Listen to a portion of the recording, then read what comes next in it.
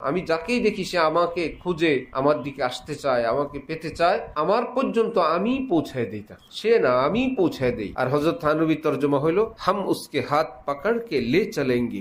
আমি তাকে রাস্তা দেখায় দেই না এদিকে আমার খুশি, বরং আমার রহমত গিয়ে তাকে তুলে আমার কাছে নিয়ে আসে।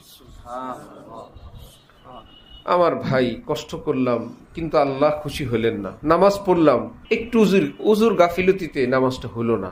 সবই পড়লাম, অল্প একটুর জন্য আমার সবকটা ইয়াদ হলো না।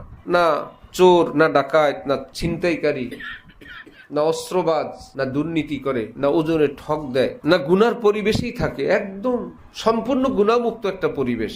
কি আছে আর গুনার আইটেম? যতটুকুনি আছে খোঁজ নিয়ে জানা যাবে। এক দুইটা অভ্যাস, চারটা পাঁচটা অভ্যাস, এর বেশি কোনো তালেবে এলেমের পাবা না তুমি গুনাহ। চার পাঁচটার বেশি গুনার অভ্যাস তুমি এরকম মানুষ পাইতে তোমার অনেক কষ্ট হবে, এমন আলেম এমন তালেবে এলেম। ওই পাঁচটা জিনিসই বারবার হয়, এই ঘুরে ফিরে এইটাই হয়, আর কিছু নয় আইটেম। এমন না যে সে গুনায় জর্জরিত না, ওই একই একটা গুনাহ, গাফেল, নজর হেফাজতের ব্যাপারে অসতর্ক। একটা হইলে তো তার লক্ষ লক্ষ গুনাহ থেকে সে মুক্ত হয়ে গেল। আমি আর নজর খারাপ করব না, জবান খারাপ করব না। দুইটা, তাহলে তো সে ভেলায়েতের একদম দ্বার প্রান্তে চলে গেল।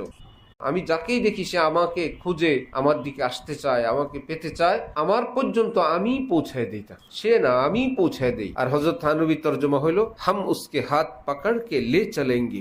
আমি তাকে রাস্তা দেখায় দেই না এদিকে আমার খুশি, বরং আমার রহমত গিয়ে তাকে তুলে আমার কাছে নিয়ে আসে। আমার ভাই, কষ্ট করলাম কিন্তু আল্লাহ খুশি হলেন না। নামাজ পড়লাম, একটু উজুর গাফিলতিতে নামাজটা হলো না। সবই পড়লাম, অল্প একটুর জন্য আমার সবকটা ইয়াদ হলো না। না চোর, না ডাকাত, না ছিনতাইকারী, না অস্ত্রবাজ, না দুর্নীতি করে, না ওজনে ঠক দেয়, না গুনার পরিবেশেই থাকে। একদম সম্পূর্ণ গুণামুক্ত একটা পরিবেশ। কি আছে আর গুনার আইটেম?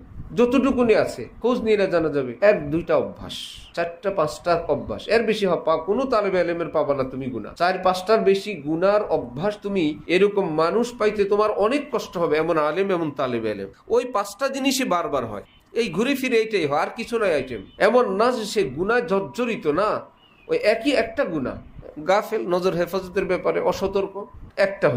একটা হলে তো তার লক্ষ লক্ষ গুনাহ থেকে সে মুক্ত হয়ে গেল। আমি আর নজর খারাপ করব না, জবান খারাপ করব না। দুইটা, তাহলে তো সে ভেলায়েতের একদম দ্বার প্রান্তে চলে গেল।